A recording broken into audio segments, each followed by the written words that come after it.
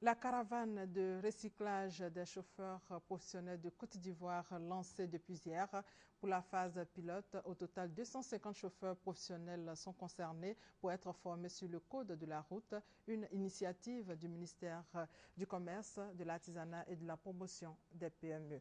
Bertin Guessan et Mamadou Kwasi, reportage. Selon les statistiques, l'on enregistre chaque année en Côte d'Ivoire environ 6 000 accidents de la circulation, occasionnant 600 décès et plus de 13 000 blessés graves. 94% de ces sinistres sont liés à des facteurs humains.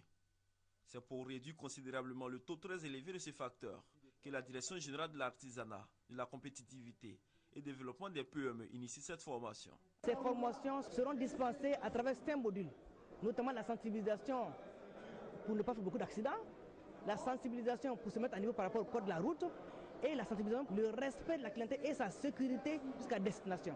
Dénommée la caravane de recyclage des chauffeurs professionnels de Côte d'Ivoire, cette initiative prend en compte 1500 chauffeurs professionnels exerçant dans le transport en commun.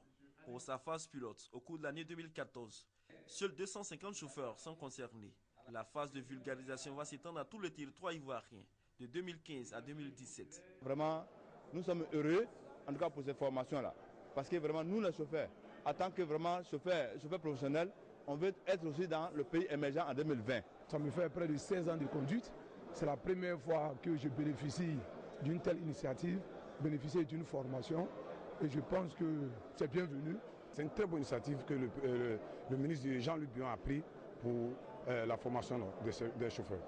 Cette formation aura pour conséquence le développement de la responsabilité, la discipline dans la conduite, la sécurisation du client et la baisse du taux des accidents dus aux facteurs humains.